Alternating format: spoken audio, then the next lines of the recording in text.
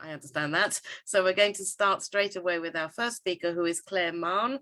And she completed her undergraduate degree at the University of Warwick and then went on to do a PGCE, a postgraduate certificate in education at Cambridge University, where she did her master's in critical approaches to children's literature. And she's now in the doctoral program. And she's looking at the representations of disability in classical myth. She's also a teacher of Latin classics, so she's very close to my own interests and very dear to my heart. And she's going to be talking today about the burden of disability in 2 key classroom texts. So over to you, Clare. Hello, I'll just try and fight to share my screen first. Okay, yeah, I'm Clare. I'm currently on the doctoral program. This research is actually from my master's, and it's in and of itself not sort of terribly classically related, but I'm hoping to convince you that it can be by the end. So sort of bear with me if I'm talking about things that are kind of a bit out of your sort of area. I promise it will come back. It will make sense in the end.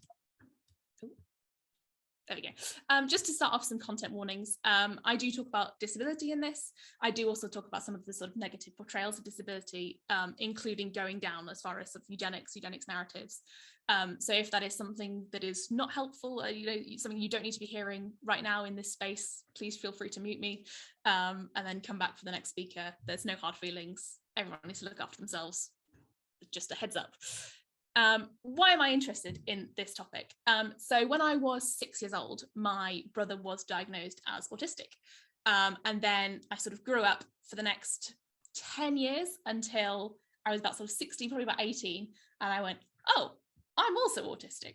So I've had this sort of space of navigating the world, both as a disabled and as a non-disabled individual, but then also as a sibling of a disabled person. So actually this research was originally looking at disabled and non-disabled sibling relationships. It's then turned into something else.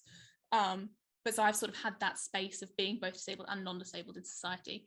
I'm a book person. I like looking at representations of different parts of society through literature. That's what I find interesting.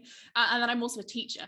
So I like seeing how we then take those representations and deal with them in the classroom. How do we kind of navigate the narratives that we are presented in books with children? I teach ages 11 to 18. But so, how do we deal with stuff that comes up? How do we navigate those spaces? Use of language in the study. So as you will have seen from my title, the word burden, the burden of disability. Burden is a very heavy word, literally, especially in sort of disability studies and disability society. The idea that someone who is disabled is a burden to them, their families, the idea that disability is a burden to the disabled person, are both narratives that are very strongly sort of fought against by most disabled people. And I chose that word, knowing that kind of background and the kind of history that it has. But then also I found the idea of burden particularly interesting. The idea that burden is supposed to be something that you are able to set aside, that you are able to put down, that you're able to kind of have a break from. Whereas if your burden is your disability, I can't not be autistic for the day. Be like, actually, I'm tired of this. I want to be neurotypical. That's not an option. But then also I'm sorry if you can hear background, I'm in school at the moment. If you can hear background noise, that's kids moving around. If your burden is a disabled friend, is a disabled relative, can you just decide not to be their brother or sister for the week? You're going on holiday, they're not your burden anymore. So this idea of something that is tied to you and you may or may not be able to set aside.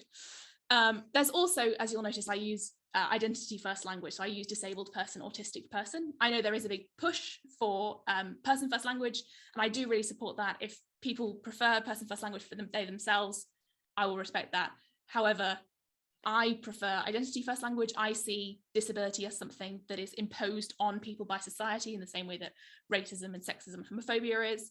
And so I don't see disabled person as disability making up that whole person. I see it as a person who is undergoing sort of disability from society. Society is putting that on them.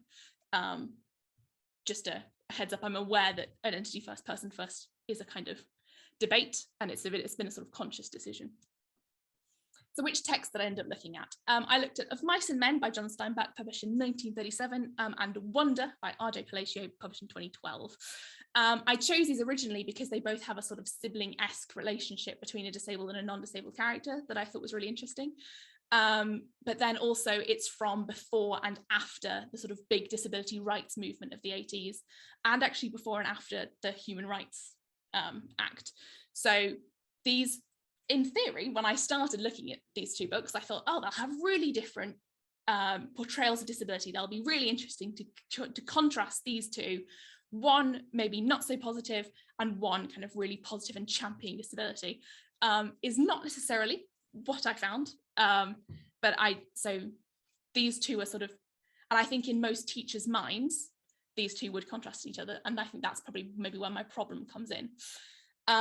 So both main characters in these texts are disabled. An academic called Sonia Loftus identifies Lenny specifically as autistic, but that's not particularly relevant for this. He's a disabled character. And Wanda, August, the main character, is also disabled.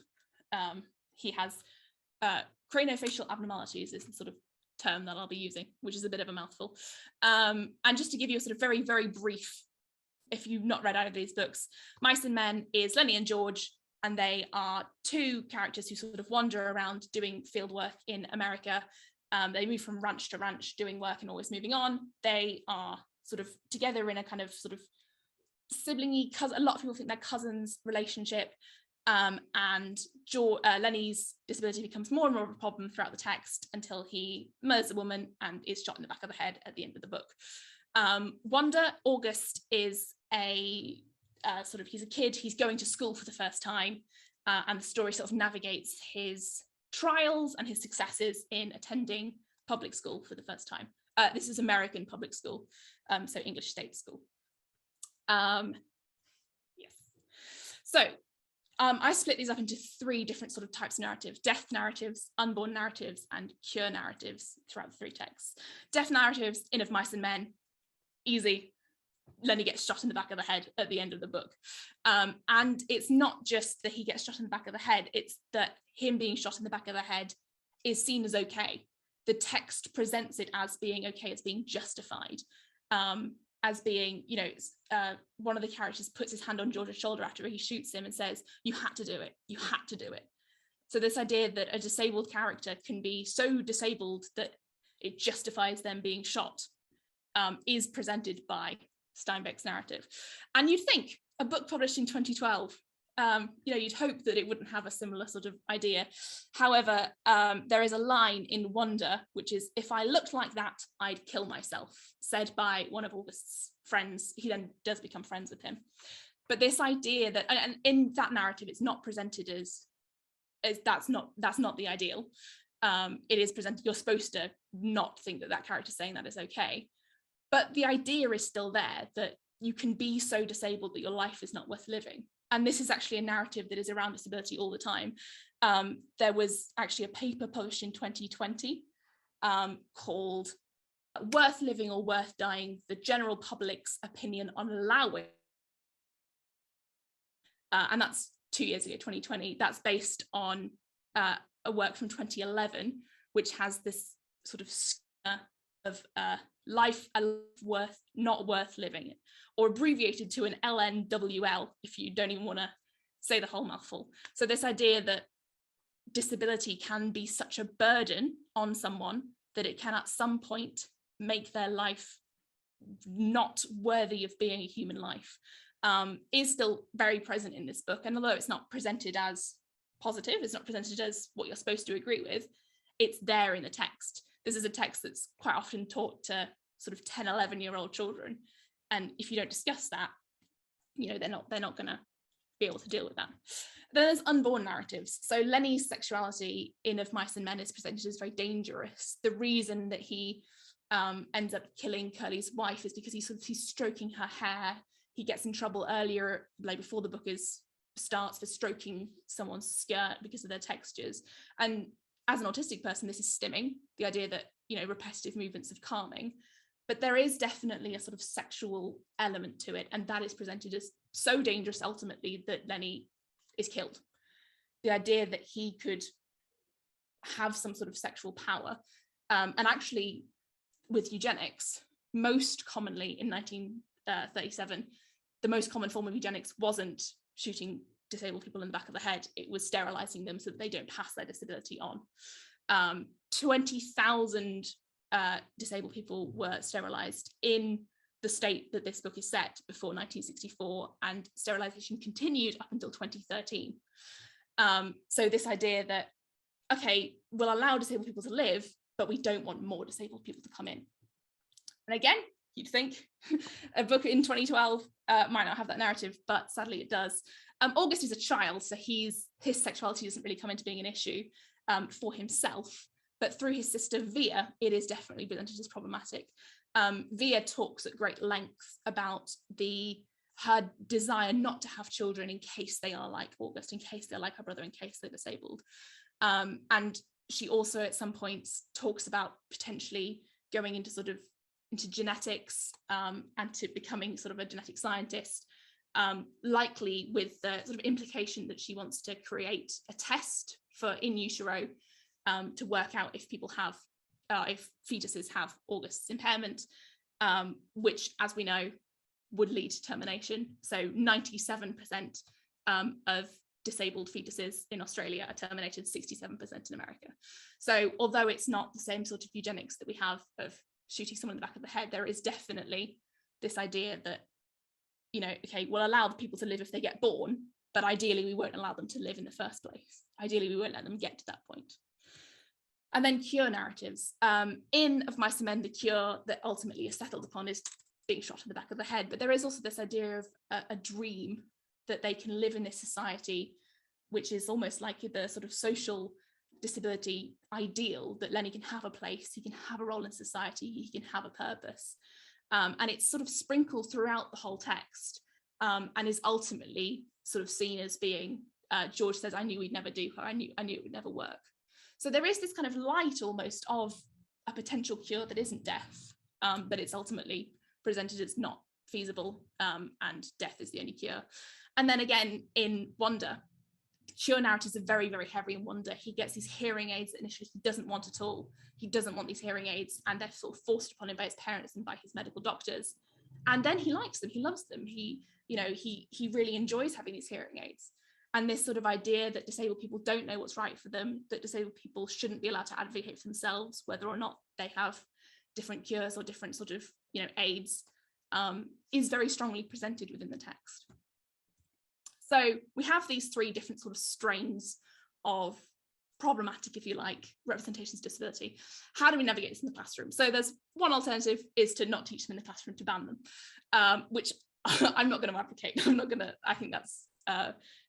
don't think that's the solution. And Mice and Men is actually one of the most commonly banned texts, especially in America, not usually for disability, usually for racial or sexual and like mistreatment of women, but is most commonly one of the ways that people deal with narratives they don't like is to go, okay, we won't teach them at all. But I don't think that's the answer, because kids are going to come across these narratives at some point. They may as well come across these narratives when we can help them.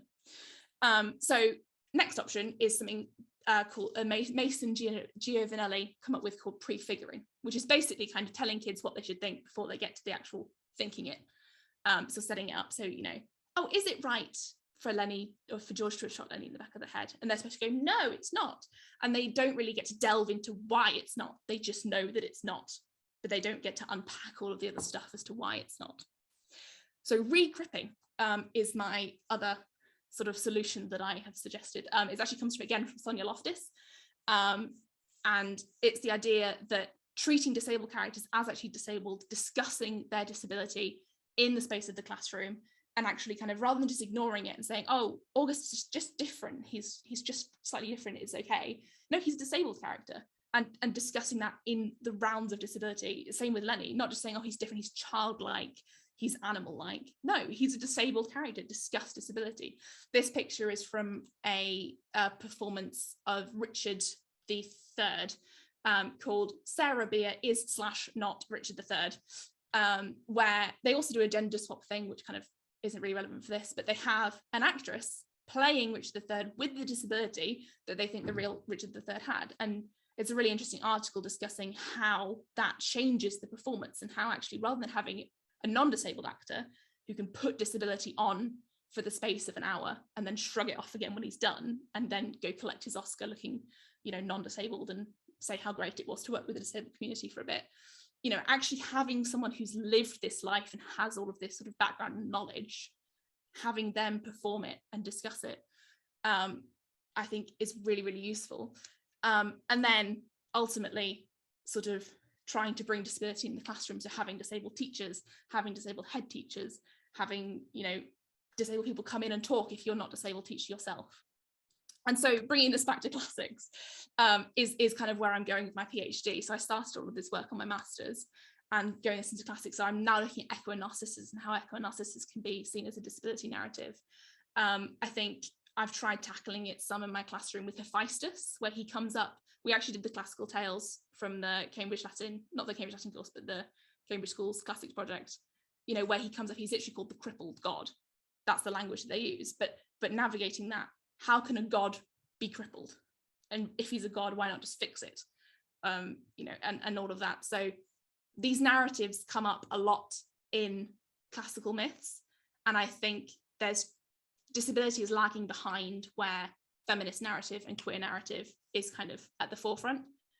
And this is kind of my sort of barrage to get people to think about disability as well, and to sort of tackle disability, not be scared to tackle disability, not be scared to talk about disability.